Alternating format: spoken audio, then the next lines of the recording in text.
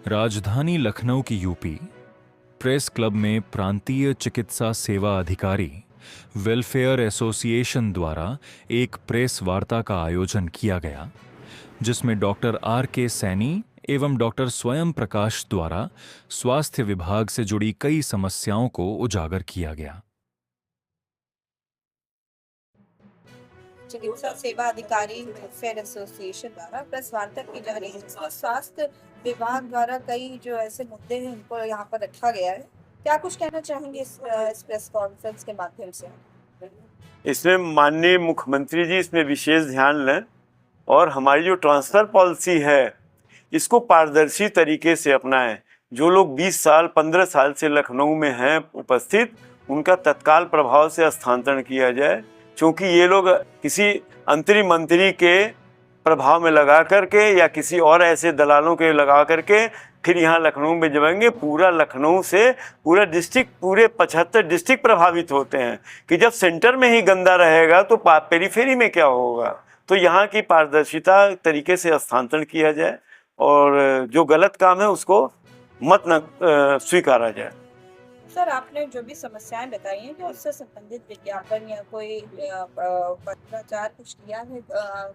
बहुत पत्राचार किए हैं, बहुत मुकदमे भी चल रहे हैं सरकार में। जब सरकार नहीं सुनती है तो एक ही मेरे पास तरीका है कि उच्च न्यायालय जाया जाए, सुप्रीम कोर्ट तक जाया जाए।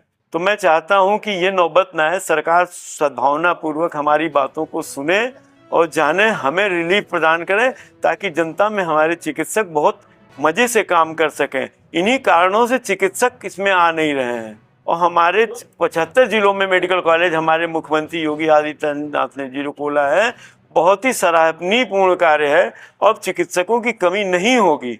लेकिन चिकित्सक पीएमएस में क्यों नहीं आ रहे हैं, इस पर एक बहुत रिसर्च का पेपर है कि इतने प्रमुख सचिव बदल गए लेकिन कोई आदमी भी एक इस पर रिसर्च नहीं है, चिकित्सक क्यों नहीं आ रहे हैं। ऐसे ऐसे कारण हैं, सेक्शन मेडिकल प्रोटेक्शन एक्ट लागू न करवाना, किसी का ह्यूमिलिएशन करना, किसी की फैमिली को नहीं देखना। तो कैसे, जब आपकी फैमिली नहीं ठीक रहेगी तो आप बाहर मरीजों को क्या इलाज करेंगे। डीजी थी दीपा त्यागी, उनके जमाने उन्होंने शासकीय धन अपव्यय किया है और उन्होंने अपने स्तर से अपने पेन से लिखा हुआ है कि इसकी जांच सेमो करेंगे, सेमो ने किया है। तो मैं चाहता हूं उनके ज़माने के संयुक्त निदेशक जिन्होंने सरकारी धन अपव्यय किया है, डॉक्टर सचिन बैस को तत्काल यहाँ से डीजी महोदय हटाएं। और डीजी जो यह भी सुनने में आया है कि ये लोग आके रात में स्वास्थ्य भवन में 8 बजे के बाद रंगरेलियाँ मनाते हैं।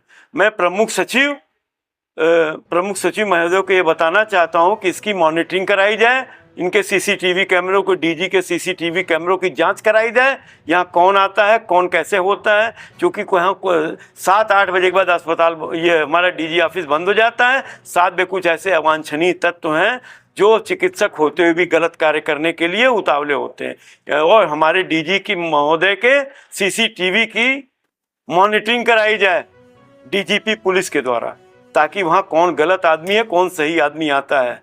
और इसके लिए मुख्य दोषी जो है डॉक्टर सचिन वैद, समित सिंह और मोहित सिंह, ये लोग हैं। ये लोग गलत काम करते हैं, ये मेरे सुनने में आया है। तो मैं चाहता हूँ इसकी डीजीपी महोदय, प्रिंसिपल सेक्रेटरी, चीफ सेक्रेटरी इसकी मॉनिटरिंग कराएं, कौन सा गलत आदमी है, ताकि हमारे महिलाओं की सुरक्षा भी रहे, हमारा कार्य भी सब कुछ रहे, जो कि हमारे मोदी सरकार और योगी सरकार की सर्वोच्च प्राथमिकता है, महिला सुरक्षा प्रथम। जैसा कि उन्होंने विधेयक पास करवाया, भले नहीं पास हुआ लेकिन एक न एक दिन पास जरूर होगा। मैं चाहता हूँ इसकी मॉनिटरिंग बहुत अच्छी तरीके से होनी चाहिए और तत्काल प्रभाव से डॉक्टर सचिन वैद्य को जेडी मुख्यालय से हटाया जाए। और इन्होंने क्यों रखा ऐसे, जिनके ऊपर उंगली उठी हुई है, कालिक पुती हुई है।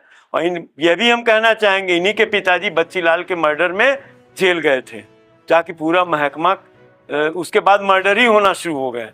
बच्चीलाल, फिर उसका डॉक्टर, हमारे जो महामंत्री थे वो, और 3-4 लोग ऐसे लोग हो गए, शुरू हो गए। मैं चाहता हूं तत्काल सचिन वैद्य को हटाया जाए। अगर नहीं हटाया जाएगा फिर धरना हमें मुख्य रूप से देना पड़ेगा और क्रिमिनल कार्रवाई के लिए कार्य करना पड़ेगा। धन्यवाद।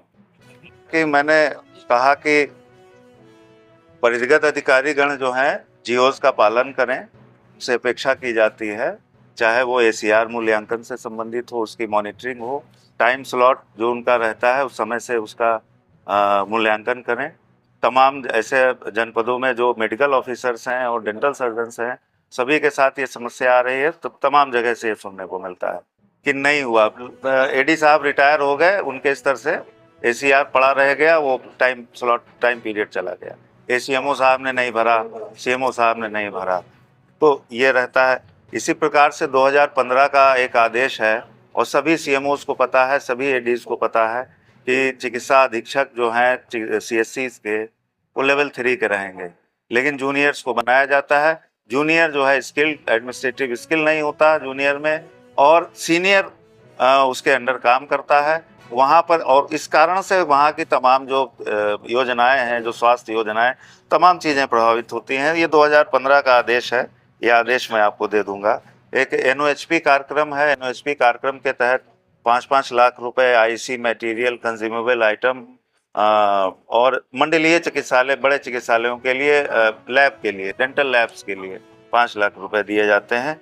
इसकी मॉनिटरिंग सही से की नहीं जा रही है। ये प्रत्येक बहुत सारे जनपद से ये सूचना मिली है कि सामान नहीं मिल रहा है। आईसी मटेरियल तो मैं खुद भी कहूँगा कि मैं तो खैर जिस जनपद में हूँ मैंने तो देखा है आईसी मटेरियल, लेकिन तमाम ऐसे जनपद हैं जहाँ पर नहीं है। आप खुद पत्रकार बंधु हैं, आप लखनऊ जो बड़ा शहर है, आप छोटे जनपदों में जाइए, देखिए, आपको कहीं नहीं, ना होर्डिंग ना बैनर, कुछ नहीं मिलेगा। चिकित्सालय में जा करके देखिए, ठीक है।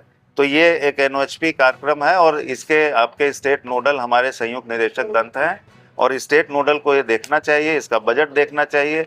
ये आज तक इनके द्वारा कहीं कोई जो है भ्रमण नहीं किया गया, कहीं जा करके देखें, अलग डिस्ट्रिक्ट में जाएं। मेरी जानकारी में तो नहीं है कि कहीं गए हो, जा करके भ्रमण किया हो हमारे जो स्टेट नोडल हैं, ठीक है।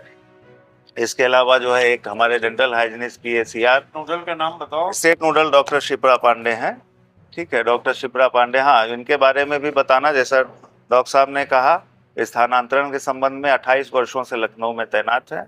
जाहिर है लोगों के स्थायी नेटवर्क बनते हैं, लंबे समय तक व्यक्ति किसी एक जगह पर रहता है। और इस संबंध में तो सर ने भी कहा कि एक वाद भी आयोजित किया जाना है इसके संबंध में। वाद आयोजित करने के पश्चात आपको विस्तृत विवरण उसका प्रदान करेंगे। एक डेंटल हाइजीनिस्ट का ACR मूल्यांकन के संबंध में एक आदेश आया था कि डेंटल सर्जन इसके प्रतिवेदक अधिकारी रहेंगे, लेकिन ये भी नहीं किया जा रहा। ये भी कोई मिली भगत रहती है डिस्ट्रिक्ट लेवल पे, चूंकि इसमें जो स्वीकारता जो प्राधिकारी होते हैं वो लास्ट में डिस्ट्रिक्ट में ही मुख्य चिकित्सा अधिकारी या मुख्य चिकित्सा अधीक्षक होते हैं, ठीक है। तो ये आपस में अपना मैनेज कर लेते हैं कि इनके कार्य की समीक्षा MBBS करता है।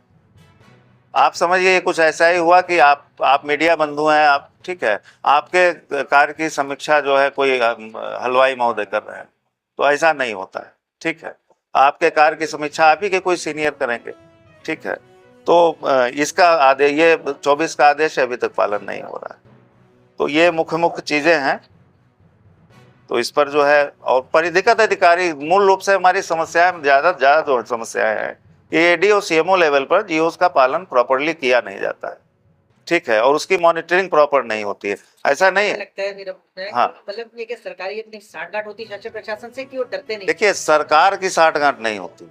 आप समझिए, सरकार ने एक सिस्टम बनाया है, एक तरीका बनाया है, उसको इम्प्लीमेंट कराने के लिए सबसे पहले प्रमुख सचिव साहब बैठे हैं, फिर हमारे DG साहब बैठे हैं, फिर हमारे डायरेक्टर, अगर हम डेंटल विंग की बात करें, डायरेक्टर डेंटल बैठे हैं, उसके बाद ADs और CMOs बैठे हैं। हम आपको समस्या सुना रहे हैं कि निचली स्तर से समस्याएं आ रही हैं। जाहिर है ऊपर से मॉनिटरिंग नहीं हो रही है।